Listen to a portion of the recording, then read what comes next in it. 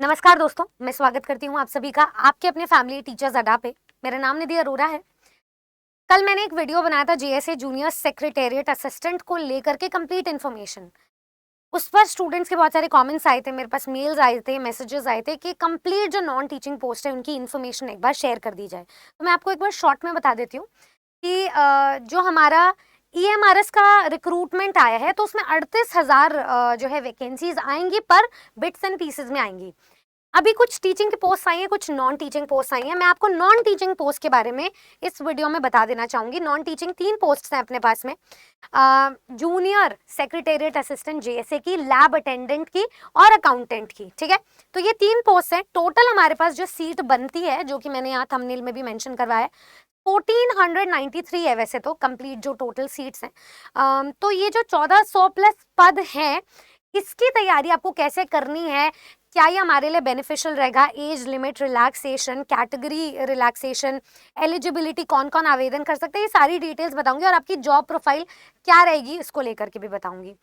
तो मैंने आपको कल भी डिस्कस किया था आप लोगों के साथ कि 2019 में कॉन्ट्रैक्चुअल बेसिस पे हायरिंग हुई थी, उस बेसिस पे, लेकिन अभी पहली बार ईएमआरएस का जो एग्जाम है वो परमानेंट रिक्रूटमेंट में हो रही है, यानी कि ये गवर्नमेंट जॉब के अंडर जो है मान्य होगा। तो आपके पास ये रिलैक्सिंग जॉब है। अगर मैं बात करूँ जेएसए की, तो ये आपकी 9 to 5 और आपकी ऑफिस बेस्ड जॉब रहेगी, जिसमें आपके पास कंप्यूटर स्क्रीन में काम रहेगा। It's more of a private, लेकिन सैलरी, स्टेबिलिटी, सिक्योरिटी आपको सारी गवर्नमेंट की मिलेगी। तो आइए इन सारी डिटेल्स और इन पोस्ट के बारे में जान लेते हैं कि ये जो टोटल 361 अकाउंटेंट की, 759 जूनियर सेक्रेटेरिएट असिस्टेंट की, लैब अटेंडेंट की 373, 1400 जो 93 सीट्स हैं, उसमें कितनी हमारे पास रिजर्व्ड है। तो सिर्फ टीचिंग की पोस्ट की हम ऑफिशियल नोटिफिकेशन से ही बात करना चाहेंगे। यहाँ पर आ जाती है आपके पास नॉन टीचिंग में जो पोस्ट है 1493 है। ठीक है, कैटेगरी वाइज भी बताया गया है आपको कितनी कितनी यहाँ पे सीट्स मिल रही हैं। ठीक है, चलिए आगे बढ़ते हैं। अब हमारे पास यहाँ पे रिजर्वेशन भी दिया गया है इन सभी पोस्ट के लिए। जो भी दिया गया है यहाँ पे वो मेंशन है कि डिसेबिलिटीज किस किस प्रकार की हो सकती हैं, एब्रीवेशन के साथ में। अब क्योंकि ये जो एग्जाम है हमारा ओएमआर शीट बेस्ड, इसको हमने कैसे अटेंड करना है, जैसे मैं यहाँ से स्टार्ट करती हूँ। हमारे पास में अकाउंटेंट की पोस्ट से स्टार्ट करती हूँ मैं। ये रहा। तो कल हमने जो एग्जाम पैटर्न है वो डिस्कस किया था जेएसए का कि 130 नंबर का है। जेएसए की जो पोस्ट है इसमें 2 स्टेजेस पे एग्जाम होगा। Stage 1 is your written test, stage 2 is your type writing का टेस्ट। ठीक है, लेकिन जो लैब अटेंडेंट और अकाउंटेंट की पोस्ट है इसमें आपका एक ही रिटन टेस्ट के बेसिस पर होगा। तो एक बार इसका मार्किंग स्कीम आप देख लीजिए। 130 नंबर में रीजनिंग एबिलिटी 20 नंबर के 20 क्वेश्चंस, क्वांटिटेटिव एप्टीट्यूड 20 नंबर के 20 क्वेश्चंस। ठीक है, आपका मैथ्स आ जाता है इसमें। जनरल अवेयरनेस 30 नंबर के 30 क्वेश्चंस। लैंग्वेज, ठीक है, आपके 15-15 नंबर के आ जाते हैं, 15 की इंग्लिश, 15 की हिंदी, 30 नंबर के 30 क्वेश्चंस। और बेसिक नॉलेज कंप्यूटर ऑपरेशन की मैटर करती है, यहाँ पे 30 नंबर के 30 क्वेश्चंस। 2.5 घंटे का आपका पेपर होने वाला है। अब आपके पास में जो स्टेज 2 आएगी वो टाइप राइटिंग की होगी, जिसमें 50 नंबर का आपका टाइप राइटिंग का टेस्ट होगा, 20 नंबर क्वालिफाइंग रहेंगे। इसके मार्क्स काउंट नहीं होंगे, पर जो क्वालिफाई कर जाएगा फिर दोबारा फाइनल कट ऑफ आपकी बनकर आएगी। रेशियो रहेगा 1:3 का। ठीक है, टाइप राइटिंग टेस्ट में। अच्छा, ये क्योंकि क्वालिफाई है स्टेज 2 के लिए, तो इस चीज का आपको ख्याल रखना है। लैब अटेंडेंट की मैं बात करूं तो आपका जो एग्जाम है वो 130 नहीं 120 नंबर का एग्जाम है, जिसमें टॉपिक्स आपके वही रहेंगे, वेटेज इधर उधर हो रही है। जैसे रीजनिंग एबिलिटी 15 नंबर के 15 क्वेश्चन है, 1 नंबर का 1। जनरल अवेयरनेस यहाँ पे 15 नंबर के 15 क्वेश्चन, और लैंग्वेज हर जगह आपको मिलेगी, इंग्लिश और हिंदी 15-15 नंबर के 15, यानी कि 30 नंबर के 30 क्वेश्चंस। आपके पास सब्जेक्ट स्पेसिफिक नॉलेज आ जाएगा लैब अटेंडेंट के लिए, कौन से लैब के लिए आपकी जो है स्पेशलिटी है, तो ये 60 नंबर के 60 क्वेश्चंस है। इसका ध्यान रखेंगे, 2.5 घंटे का ही ये पेपर होगा। तो सबसे ज्यादा वेटेज यहाँ पे सब्जेक्ट नॉलेज को दी गई है, और टुगेदर इनकी वेटेज अच्छी खासी है। तो ये 60 नंबर का आपका जनरल पेपर है, 60 नंबर का आपका सब्जेक्ट है। ठीक है, 120 नंबर हो गए हैं। मार्किंग स्कीम की अगर हम बात करें यहाँ पर, तो आपका जो 1 मार्क है अवॉर्ड किया जा रहा है एक आंसर को, और 0.25 नेगेटिव मार्किंग ये सब जगह लागू होगा। अनआंसर्ड क्वेश्चंस को कोई मार्क्स नहीं मिलेंगे, गलत आंसर को 0.25 मिलेंगे। जैसे एचएसएससी में सिस्टम अलग था, यहाँ पे अलग है अपना सिस्टम। ठीक है, ओएमआर शीट को आपने अकॉर्डिंगली फिल करना है। अब यहाँ पर हमारा पीजीटी हो गया, पोस्ट डिटेल हो गई, पे देख लेते हैं एक बार हम इसी के साथ अपनी।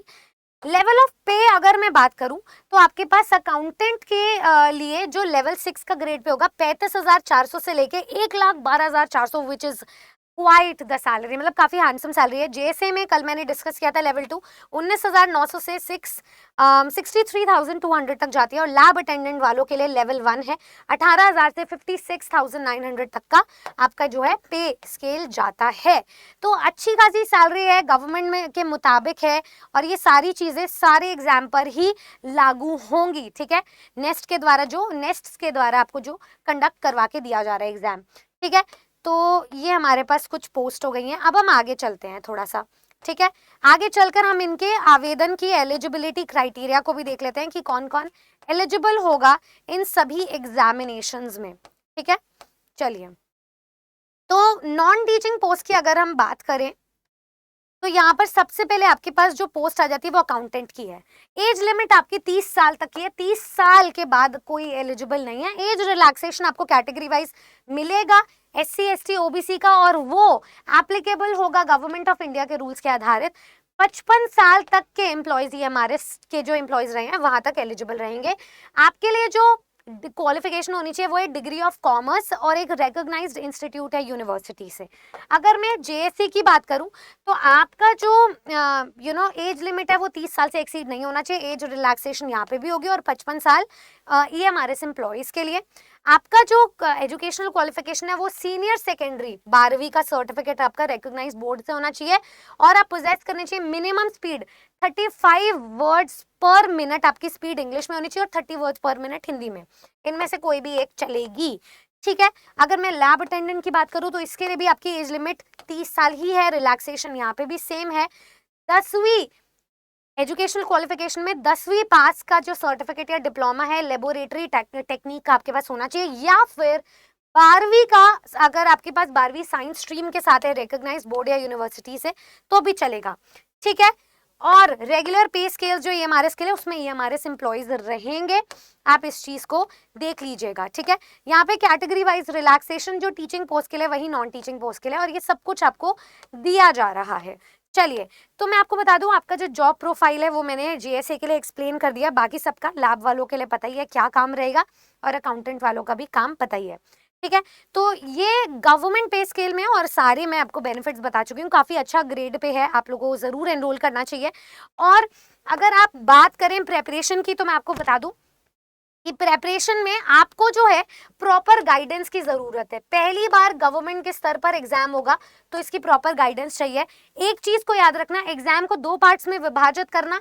एक जनरल पेपर रहेगा आपका जो हर पेपर में है, हर एग्जाम में, टीचिंग नॉन टीचिंग। दूसरा आपका खुद का सब्जेक्ट, ठीक है। फिर चाहे वो JSA के लिए कंप्यूटर सब्जेक्ट ही क्यों ना हो, तो आप दोनों को इक्वल वेटेज, इक्वल मेहनत लगाते हुए चलेंगे, ठीक है। आप अगर इस प्रॉपर गाइडेंस को स्ट्रेटेजिक मैनर में पढ़ना चाहते हैं तो मैं आपको एक टाइम टेबल बता सकती हूँ जो बहुत ही सॉलिड और मास्टर प्रूफ है, जहाँ से आप ये सारी अपनी पढ़ाई कर सकते हैं। तो अगर आप हमारी adda247.com की वेबसाइट को विजिट करेंगे तो हमने आपके लिए एक टाइम टेबल बनाया है सिलेबस के अकॉर्डिंग कि इतने दिन में आपको पढ़ाई करनी है। कोई भी स्टूडेंट वो टाइम टेबल एक्सेस कर सकता है। All courses government exam teaching पर जाने के बाद EMRS के बैचेस पे जाओ, और कोई भी आप अपने मन पसंद का बैच चुन सकते हो, क्योंकि जनरल आपको पेपर सब जगह मिलेगा। तो मैं JSA की तरफ चली जाती हूँ। यहाँ योद्धा EMRS है जनरल पेपर के लिए।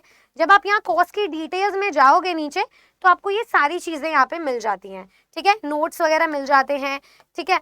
तो इसको आप एक बार जरूर देख लेना ये बैच। पर अगर आप EMRS का, जैसे मैं आपको एक चीज दिखाती हूँ, EMRS का मैं कोई भी नॉर्मल बैच क्लिक करती हूँ, फॉर एग्जाम्पल, एक सेकेंड, EMRS का कोई भी, मैं जैसे मैंने PGT इंग्लिश क्लिक किया तो यहाँ मेरा स्टडी प्लान मुझे मिल जाएगा, ठीक है। यहीं कहीं होगा, हाँ, check the study plan your. आप इस स्टडी प्लान के हिसाब से पढ़ सकते हैं जो आपका जनरल पेपर की तैयारी है। जैसे टीचिंग एप्टीट्यूड हो गया, ठीक है, कंप्यूटर हो गया, रीजनिंग हो गया, GK हो गया, हिंदी हो गया, इंग्लिश हो गया। तो अपने सब्जेक्ट के अलावा आप जनरल की जो तैयारी है वो यहाँ से इस टाइम टेबल के अकॉर्डिंग कर सकते हो। मैं आपको अपना सब्जेक्ट दिखाती हूँ। मैंने बहुत ही शानदार तरीके से आपके लिए मास्टर प्लान बनाया, और हर टॉपिक के साथ साथ आपको प्रैक्टिस क्वेश्चंस भी मिलेंगे।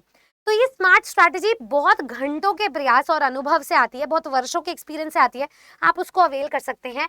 बाकी स्टूडेंट जो है डाउनलोड कर लेना, इस टाइम टेबल के हिसाब से डेली पढ़ लेना, और जो एनरोल करना चाहते हैं वो यहाँ व्यू ऑफिस पे जा करके कोड लगा सकते हैं Y449, जहाँ पे आपको मिल जाएगा मैक्सिमम डिस्काउंट अपने बैचेस की प्रेपरेशन के लिए।